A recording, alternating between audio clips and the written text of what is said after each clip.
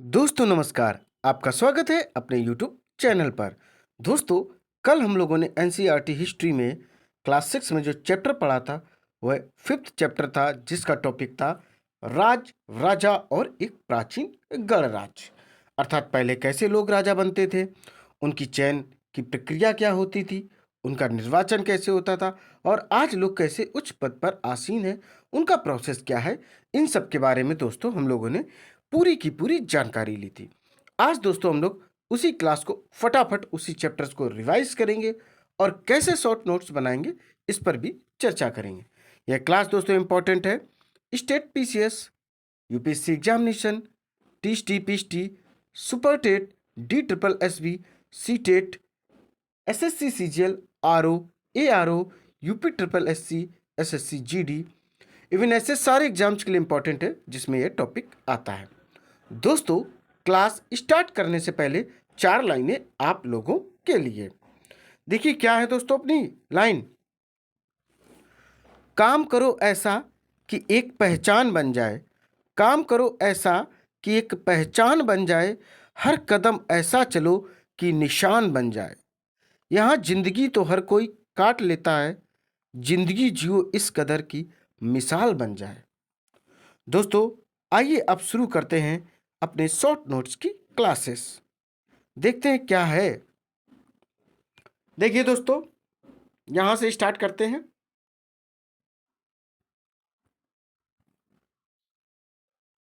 तीन हजार साल पहले राजा बनने की प्रक्रिया में कुछ बदलाव आए।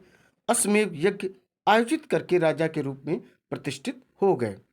अर्थात अश्वमेध करवाते थे और दोस्तों वह अपने आप को राजा घोषित कर लेते थे। आज से 3000 साल पहले यह प्रोसेस था।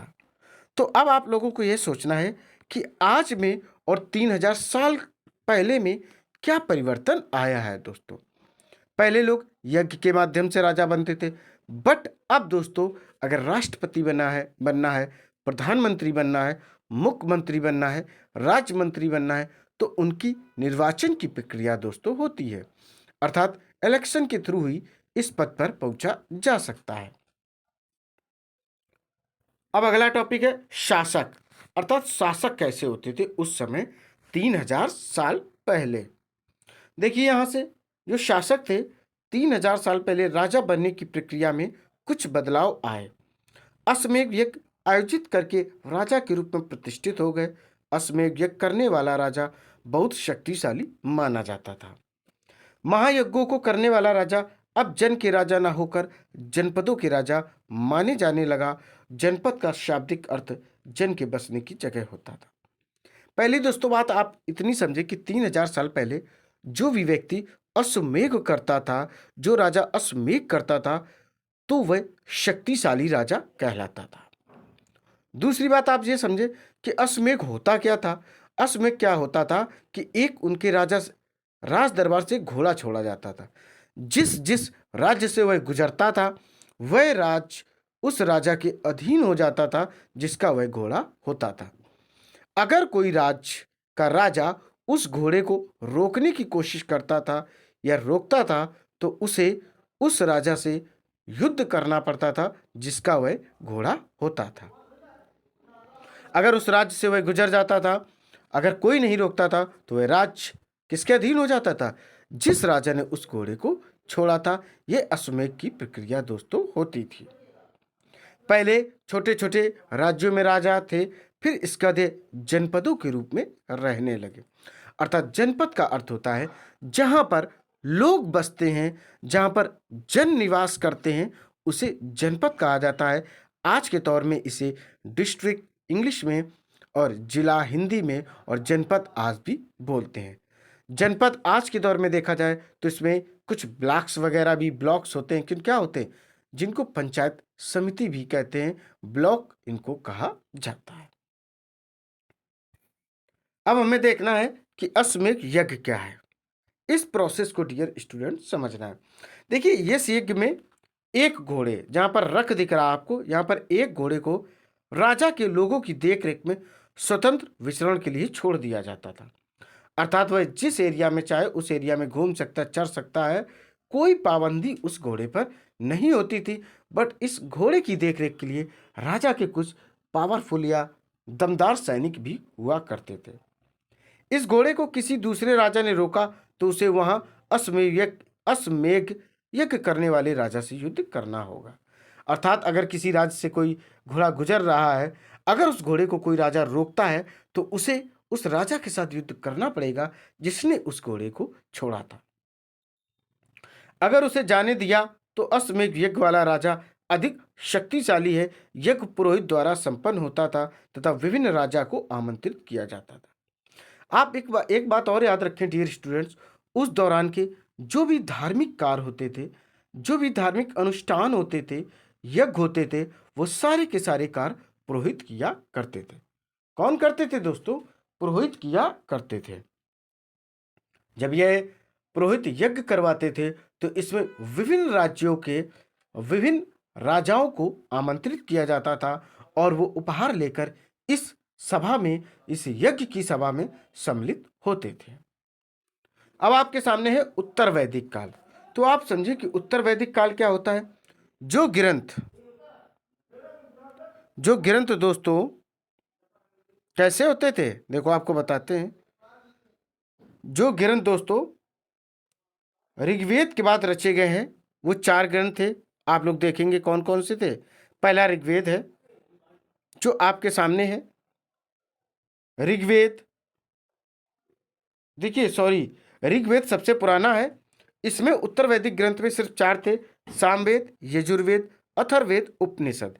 क्या क्या थे? सामवेद, यजुर्वेद, अथर्ववेद, उपनिषद। और जिसकी बात मैंने आप लोगों को बताई ऋग्वेद, ये सबसे पुराना वेद था। क्या था दोस्तों? ये सबसे पुराना वेद था। अब आगे देखेंगे वर्ण, जो उस समय की सबसे बड़ी कुप्रथा के रूप में जानी जाती है। दोस्तों आज तो ये सबसे बड़ी कुप्रथा है कि पुरोहितों ने लोगों को 4 वर्गों में विभाजित किया था। यहाँ पर दोस्तों एक बात क्लियर होती है कि जो कुछ किया था पुरोहितों ने किया था। पुरोहितों ने वर्ण बनाए थे। पुरोहितों ने ही लोगों में भेद किया था। लोगों के अंतर को उन्होंने ही बताया था। पहला उन्होंने क्या दिया था दोस्तों? पहला दिया था ब्राह्मण। ब्राह्मण का कार्य क्या होता था? वेदों का अध्ययन अध्यापन करना और यज्ञ करना। साथ में ये क्या कार्य करता था? शिक्षा देने का भी कार्य करता था। अर्थात ब्राह्मण जो था वह अपने आप को सर्वश्रेष्ठ वर्ण बताता था और वेदों का कार्य, धार्मिक कार्य, शिक्षा का कार्य, यज्ञ का कार्य, सारे के सारे कार्य ब्राह्मण ही किया करते थे। दोस्तों यहां पर आपके मेंस के लिए क्वेश्चन यह बन सकता है कि उस दौरान के ब्राह्मण वर्ग से आज के आधुनिक ब्राह्मण वर्ग को आप संबंधित कैसे कर पाएंगे या क्या अंतर पा पाएंगे? यह मेंस के लिए आप 150 शब्दों में लिखने की कोशिश कर सकते हैं दोस्तों। दूसरा था क्षत्रिय वर्ग। देखिए क्षत्रिय वर्ग क्या था? युद्ध करना और लोगों की रक्षा करना। युद्ध करते थे और लोगों की रक्षा करते थे। अर्थात जो शासन का कार्य था वह क्षत्रियों का ही था। तीसरे थे वैश्य, जिनका कार्य था कृषक, अर्थात खेती करना और इस खेती से जो फसल उत्पादन होती थी उसका कुछ हिस्सा शासक या राजा के पास तक पहुंचाने का भी इनका कार्य होता था। पशुपालक विभिन्न प्रकार के जानवर पालते थे और राजा को टैक्स के रूप में दूध के कुछ साधन या प्रसाधन दिया करते थे, जिससे दुग्ध उत्पाद दिया करते थे, ऐसे आप बोल सकते हैं। और कुछ उपहार स्वरूप जानवर भी दिया करते थे। व्यापारी, अर्थात इसमें 3 होते थे, कृषक, पशुपालक और व्यापारी। व्यापारी क्या करते थे? एक वस्तु से दूसरी वस्तु का लेन देन दोस्तों किया करते थे। यही व्यापारी कहलाते हैं। क्या कहलाते हैं दोस्तों? यही व्यापारी भी कहलाते हैं। और दोस्तों आपको बता दें अगला जो वर्ण है वह शूद्र है। शूद्र का कार्य होता था तीनों वर्णों की सेवा करना। क्या कार्य होता था? तीनों वर्णों की सेवा करना ही इसका कार्य होता था। ऐसा उन्होंने पुरोहितों ने 4 वर्गों में विभाजित कर रखा था। तो आप लोगों की सोचने वाली बात है कि उस समय की वर्ण व्यवस्था से आधुनिक वर्ण व्यवस्था का संबंध स्थापित करते हुए इस प्रश्न को आप 150 शब्दों में लिखने की कोशिश कर सकते हैं दोस्तों। आगे बढ़ते हैं जनपद। देखिए दोस्तों, जनपद होता क्या है? जहां पर जन बसते हों, जहां पर लोग निवास करते हों, उसे जनपद कहते हैं। जनपद का शाब्दिक जो अर्थ है वह जन के बसने की जगह होता है। महायज्ञों को करने वाला राजा अब जन के राजा ना होकर जनपदों के राजा माने जाने लगे। पहले वह सिर्फ लोगों के राजा हुआ करते थे। फिर जब काफी लोग हो गए, जहां पर काफी लोग रहने लगे, अपना निवास स्थान बना लिया, तो उस जगह को जनपद कहा जाने लगा। और वहां का जो देखभाल करने वाला हेड होता था, उसको राजा कहा जाने लगा।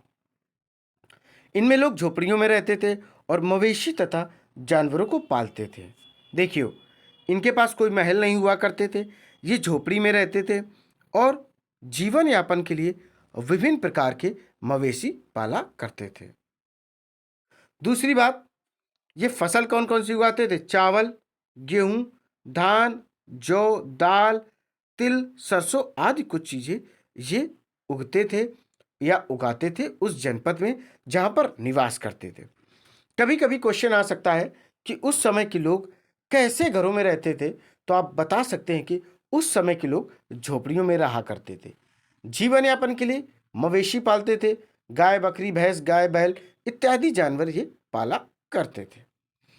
नेक्स्ट बात यह है कि उस दौरान कौन कौन सी फसलें थी? चावल थे, गेहूं थे, जौ, दाल, तिल, सरसों आदि चीजें ये उगाया करते थे। इन्हीं से अपना पेट भरते थे और उस समय के राजा को टैक्स के रूप में भी दिया करते थे। अब आपको कुछ चीजें दिखाएंगे, जैसा कि आप लोग देख पा रहे होंगे। जैसे दिल्ली, दिल्ली में क्या है? पुराना किला है जिसको कि रेड फोर्ट भी कहा जाता है। क्या है दोस्तों? पुराना किला है। उत्तर प्रदेश में हस्तिनापुर है जो कि मेरठ के पास स्थित है। उत्तर प्रदेश में हस्तिनापुर है जो कि मेरठ में स्थित है। और एटा जो कि यूपी में है, यहाँ पर अतरंजी खेड़ा है। दिल्ली में पुराना लाल किला है, उत्तर प्रदेश में हस्तिनापुर है, एटा में अतरंजी खेड़ा है। ये सारी की सारी जो तीनों जगह आप देख पा रहे होंगे, तीनों जगह एक ऐतिहासिक जगहों के रूप में प्रसिद्ध हैं। अब आगे देखेंगे महाजनपद क्या होता था। उस समय दोस्तों महाजनपद भी बहुत फेमस थे। देखिए, जनपद आप समझ गए, जन क्या होता है? लोग। जनपद क्या क्या होता है? जहां पर लोग बसते हैं, उस स्थान को जनपद कहा जाता है। तो 2500 साल पहले कुछ जनपद अधिक महत्वपूर्ण हो गए, इन्हें महाजनपद कहा जाने लगा। अधिकतर महाजनपदों की एक राजधानी होती थी। देखिए, जो 2500 साल पहले, 2500 साल पहले कुछ जनपद, जैसे जनपद बहुत सारे हैं, बट इनमें से कुछ बहुत इंपॉर्टेंट थे, तो इन्हें क्या कहा जाने लगा? महाजनपद कहने लगे। जनपद छोटा, महाजनपद इससे बड़ा। जन सबसे छोटा, जन से बनता था जनपद और जनपद से बनता था महाजनपद। और महाजनपदों की हमेशा एक राजधानी हुआ करती थी। जैसे वर्तमान में उत्तर प्रदेश की राजधानी लखनऊ है। उत्तर प्रदेश की राजधानी एक लखनऊ है। उसी तरीके से उस समय ये लोग भी क्या बनाकर रखते थे? महाजनपद बनाकर रखते थे। तो दोस्तों, इनकी राजधानी भी होती थी। कई राजधानियों में किलेबंदी की जाती थी। किलेबंदी का मतलब होता है दोस्तों, इसके चारों ओर विशाल, ऊंची और प्रभावशाली दीवार खड़ी करके की जाती थी। और इस दीवार से ये क्लियर होता था कि ये राज्य काफी समृद्धि वाला है, वैभवशाली है, अमीर है, प्लस साथ में मजबूत भी है। और इस दीवार से अपनी रक्षा भी किया करते थे और इस तरह से वे क्षेत्रों पर नियंत्रण रखना भी सरल हो गया था। 2500 साल पहले कुछ जनपद अधिक महत्वपूर्ण हो गए, इन्हें महाजनपद कहा जाने लगा। अधिकतर महाजनपदों की एक राजधानी होती थी। कई राजधानियों में किलेबंदी की जाती थी, अर्थात इनके चारों ओर विशाल, ऊंची और प्रभावशाली दीवार खड़ी कर अपनी समृद्धि और शक्ति का प्रदर्शन भी करते थे। इस तरह क्षेत्रों पर नियंत्रण रखना भी सरल दोस्तों हो गया था। अब आगे आपके सामने कर है। कर को इंग्लिश में टैक्स कहते हैं। इस टाइम भी आप लोग टैक्स देते हैं, तो दोस्तों जो टैक्स का सिस्टम है ये हजारों साल पुराना है। कैसा है? कई हजार साल टैक्स का पुराना है।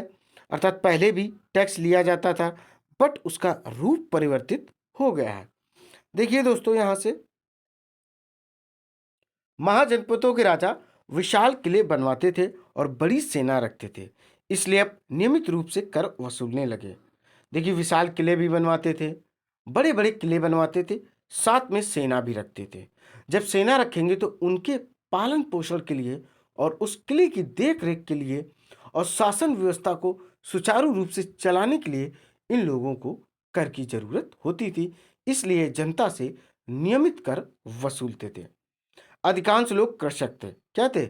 उस समय मैक्सिमम लोग कृषक थे। दोस्तों, भारत हमेशा कृषि प्रधान देश ही रहा है। तो ये फसल का उपज 1/6 हिस्सा देते थे। कितना? 1/6 हिस्सा कर लेते थे। देखिए, सपोज दैट कोई किसान है जिसका नाम घनश्याम है, उसने 6 हिस्से फसल बोई। मान लीजिए 6 बोरे उसके पास गेहूं हुए, तो एक बोरा उसको क्या करना पड़ेगा? राजा को देना पड़ेगा। एक बोरा राजा को देना पड़ेगा और शेष जो 5 बोरे बचेंगे उसे रखना पड़ेगा। अर्थात 1/6 हिस्से कर के रूप में राजा को देना पड़ता था। कारीगरों के ऊपर भी कर लगाए जाते थे। जो उस समय कारीगर होते थे, वह श्रमिकों को राजा के लिए महीने में 1 दिन काम करना पड़ता था। कारीगर इन द सेंस ऑफ किसी चीज़ का, चाहे बढ़ई हो, चाहे वह घर बनाने वाला हो या कपड़े बनाने वाला हो, किसी भी विशेष क्षेत्र का एक विशेषज्ञ अगर होता था तो उससे राजा भी टैक्स लेता था। लेकिन कैसे? महीने में 1 दिन उसे राजा के लिए, उस शासन व्यवस्था के लिए, उस राज्य के लिए उसे 1 दिन फ्री में कार्य करना पड़ता था। उसका यही टैक्स होता था। अब देखेंगे पशुपालक, जानवरों या उनके उत्पाद के रूप में कर देना पड़ता था। जैसे कोई व्यक्ति गाय, बकरी, भैंस पालता था तो दूध से बने हुए उत्पाद भी राजा को कर के रूप में दे सकता था, या किसी जानवर को भी वह राजा को कर के रूप में दे सकता था। अब देखेंगे व्यापारियों को, तो सामान खरीदने बेचने पर भी कर देना पड़ता था। अगर किसी वस्तु को वह खरीदते थे या बेचते थे, तब भी उन व्यापारियों को जो वैश्य समुदाय से संबंध रखते थे उनको भी टैक्स देना पड़ता था। आखेट को जंगल से प्राप्त वस्तुएं देनी होती थी। पहले आप समझे कि आखेटक होते क्या है। आखेटक का शाब्दिक अर्थ होता शिकारी, अर्थात ऐसे लोग जो अपना पालन पोषण शिकार करके करते थे, उनको आखेटक कहा जाता था। ऐसे व्यक्ति, ऐसे लोग, ऐसा समुदाय जो अपने पालन पोषण के लिए, अपना पेट भरने के लिए, अपने निवास स्थान को बनाने के लिए विभिन्न प्रकार से शिकार किया करते थे, उनको आखेटक कहते थे। इनको घुमंतू भी कह सकते हैं, अर्थात एक स्थान से दूसरे स्थान पर यह घूमा भी करते थे। तो यह टैक्स कैसे देते थे? जंगल से विभिन्न प्रकार की बहुमूल्य लकड़ियां जो प्राप्त होती थी उनसे, या विभिन्न प्रकार की जो वस्तुएं जंगलों से प्राप्त होती थी, शहद के रूप में हो सकता था, विभिन्न प्रकार की लकड़ियों के रूप में हो सकता था, या कई प्रकार की औषधियों के रूप में भी ये राजा को कर के रूप में दिया करते थे। अब आगे आगे देखेंगे कृषि में परिवर्तन। अन्य टॉपिक क्या है? कृषि में परिवर्तन। इस युग में कृषि के क्षेत्र में 2 बड़े परिवर्तन आए। आइए उन 2 परिवर्तनों को देखते हैं। पहला था, हल के फाल अब लोहे के बनने लगे थे, जिससे कठोर जमीन को आसानी से जोता जा सकता था। इससे फसलों की उपज बढ़ी। देखिए, पहले जो खेती होती थी उसमें जो हल का फाल होता था, जो जमीन को जोतता था, वह लकड़ी का बनता था। जब लकड़ी का होता था तो वह मजबूत जमीन को नहीं जोत पाता था, क्योंकि ज़्यादा मजबूत जमीन होगी तो वह टूट जाएगा। इसके बाद परिवर्तन हुआ, वही लकड़ी का फाल अब लोहे का बनने लगा। जब लोहे का बनने लगा तो सख्त से सख्त जमीन को वह क्या लगा? जोतने लगा। जब जुताई अच्छे से होगी, बीज भी डाले जाएंगे, तो फसल भी अधिक उत्पादित होगी, जिससे उस क्षेत्र की जनसंख्या को अधिक से अधिक भोजन प्राप्त होगा। दूसरा देखिए, लोगों ने धान के पौधों का रोपण शुरू किया, जिससे अब पहले से की तुलना में बहुत पौधे जीवित रह जाते, इसलिए पैदावार भी ज़्यादा होने लगी। देखिए दोस्तों, पहले क्या होता था, ये प्राकृतिक बीजों पर निर्भर थे, जहाँ मिल जाए फसल इस तरीके से रहते थे। फिर इन्होंने नई टेक्निक्स निकाली, पहले धान के बीज डाले, उससे थोड़े पौधे बड़े हो गए। फिर इन्होंने उखाड़ा, उन पौधों को कटिंग की और दूसरी जगह इन्होंने उसको रोपित किया, मिट्टी के अंदर किया, ताकि फसल अधिक उत्पादित हो, और इससे फसल अधिक हुई भी और उस क्षेत्र की जनसंख्या का अधिक से अधिक भरण पोषण भी हो पाया। अब दोस्तों हम लोग देखेंगे मगध। देखिए क्या है, लगभग 200 सालों के भीतर मगध सबसे महत्वपूर्ण जनपद बना, जहां पर अशोक ने, बिम्बिसार ने, बिंदुसार ने, अजातशत्रु आदि फेमस राजाओं ने वहां पर राज किया है। गंगा और सोन नदी जैसी नदियों मगध से होकर बहती थी। मगध का एक हिस्सा जंगलों से भरा था। इन जंगलों में रहने वाले हाथियों को पकड़कर उन्हें प्रशिक्षित कर सेना में काम लिया जाता था। पहली चीज, ये 200 साल पुरानी सभ्यता है, मगध फेमस है, और ये इसके बीच से गंगा और सोन जैसी नदियां होकर बहती थी। एक हिस्सा काफी बड़ा जंगलों से था। उस जंगल से हाथियों को लाया जाता था और उन्हें ट्रेंड किया जाता था, ताकि वह युद्ध में सहायक हो सकें। मगध में बिम्बिसार मगध का शक्तिशाली शासक था। अजातशत्रु राजगृह में स्तूप का निर्माण करवाया था। अजातशत्रु ने राजगृह में स्तूप का भी निर्माण कराया था। अब देखेंगे महापद्म नंद। क्या देखेंगे दोस्तों, महापद्म नंद। एक और दोस्तों, तो महापद्म नंद एक और महत्वपूर्ण शासक थे। उन्होंने अपने नियंत्रण का क्षेत्र इस उपमहाद्वीप के उत्तर पश्चिमी भाग तक फैला लिया। बिहार में राजगृह, बिहार में क्या, राजगृह, आधुनिक जिसको राजगीर कहते, कई सालों तक मगध की राजधानी बनी रही, और बाद में पाटलिपुत्र, जिसे आज पटना कहते हैं, बिहार की राजधानी है, उस समय राजधानी उसको बनाया गया था। अब बात करेंगे वज्जी की। इसकी राजधानी क्या थी, वैशाली थी। यह मगध के पास का यह था। यहाँ की शासन व्यवस्था गढ़ संघ थी। इन गढ़ संघ में कई शासक होते थे। कभी कभी लोग एक साथ शासन करते थे और सभी राजा थे, और कैसे इस राज्य को विकसित किया जाए, इस पर भी चर्चा होती रहती थी। अर्थात राज दरबार में विभिन्न प्रकार की बातों पर भी चर्चा होती थी। देखिए 2300 साल पहले मैसेडोनिया का राजा सिकंदर, कहाँ का, मैसेडोनिया का राजा सिकंदर विश्व विजय करना चाहता था। वह मिस्र और पश्चिमी एशिया के कुछ राज्यों को जीतता हुआ भारतीय उपमहाद्वीप में व्यास नदी के किनारे तक पहुंच गया। जब उसने मगध की ओर कूच करना चाहा तो उसके सिपाहियों ने इनकार कर दिया। वे इस बात से भयभीत थे कि भारत के शासकों के पास पैदल और रथ हाथियों की बड़ी सेना है। देखिए कब की बात है, 2300 साल पुरानी बात है कि एक राजा था मैसेडोनिया का सिकंदर। उसने कहा कि हम पूरे के पूरे विश्व पर, पूरे एशिया पर हम क्या करेंगे, राज करेंगे। बट जब वह व्यास नदी के किनारे पहुंचा तो उसकी सेनाओं को ऐसा लगा कि जो भारतीय सेना है उनके पास पैदल सेना बहुत है, जो भारत के शासक है उनके पास पैदल सेना बहुत है, और हाथियों की बहुत बड़ी सेना है। साथ में वे व्यास नदी भी पार नहीं कर पाए, तो इसलिए उन्होंने इनकार कर दिया। वहीं से सिकंदर को वापस जाना पड़ा था। दोस्तों तो ये हम लोगों ने इसको कंप्लीट कर लिया। तो इतनी चीज़ें हम लोगों ने पढ़ी हैं, एक बार आपको दिखा देते हैं और फटाफट आप ब्रेन में घुमा दें। देखिए 3000 साल पहले राजा बनने की प्रक्रिया स्टार्ट हुई थी, आपको पता है। शासक कैसे बनते थे, अश्वमेध के माध्यम से बनते थे। अश्वमेध क्या होता था, पुरोहित कराते थे, घोड़ा छोड़ दिया जाता था, स्वतंत्र रूप से वह विचरण करने के लिए जहाँ तक जाएगा उसी राजा का वह शासन, उसी के शासन के अंतर्गत वह जगह आ जाएगी। उत्तर वैदिक काल में सामवेद, यजुर्वेद, अथर्ववेद, उपनिषद है। सबसे पुराना ऋग्वेद है। पुरोहितों ने 4 वर्ण बनाए थे, वर्ग बनाए थे। इन्हीं को वर्ण व्यवस्था भी कहा जाता। ब्राह्मण, क्षत्रिय, वैश्य, शूद्र। जनपद, जहाँ पर जन बसते हों उसी का एक राजा हुआ करता था। दिल्ली में पुराना किला है, उत्तर प्रदेश में हस्तिनापुर, एटा में अतरंजी खेड़ा। महाजनपद, जो जनपद इंपॉर्टेंट थे उनको महाजनपद घोषित कर दिया। इनकी राजधानी होती थी, किलेबंदी की जाती थी ताकि ये सुरक्षित रहें। कर भी वसूले जाते थे, कृषकों से भी लिए जाते थे, पशुपालक से, व्यापारियों से, आखेटक से।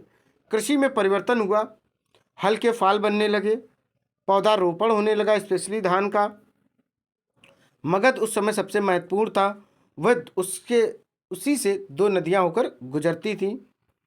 और दोस्तों इसमें बिंबिसार और अजातशत्रु इस टाइप के फेमस राजा होते थे। वज्जी की राजधानी वैशाली हुआ करती थी। यहाँ पर कई सारे शासक हुआ करते थे, राजा हुआ करते थे और विभिन्न प्रकार के विषयों पर चर्चा करते थे। 2300 साल पहले सिकंदर आया, जो सोचता था पूरी दुनिया को हम जीत लेंगे। बट व्यास पर पहुंचने पर, व्यास नदी के किनारे पहुंचने पर उसकी जो सेना थी उसने इनकार कर दिया। सेना का मानना था कि जो भारत के शासक हैं उनके पास पैदल सेना बहुत अधिक है, हाथियों की सेना बहुत अधिक है, रथ वगैरह बहुत हैं, प्लस वो व्यास नदी को भी पार नहीं कर पाए थे। दोस्तों एक क्लास यहीं पर कंप्लीट होती है। उम्मीद है आपको पसंद आई होगी। आपको एनसीईआरटी की क्लासेस लगातार मिलती रहेंगी। फटाफट मेरी क्लास को लाइक करें, शेयर करें और मेरे चैनल को सब्सक्राइब करें। दोस्तों जय हिंद, जय भारत।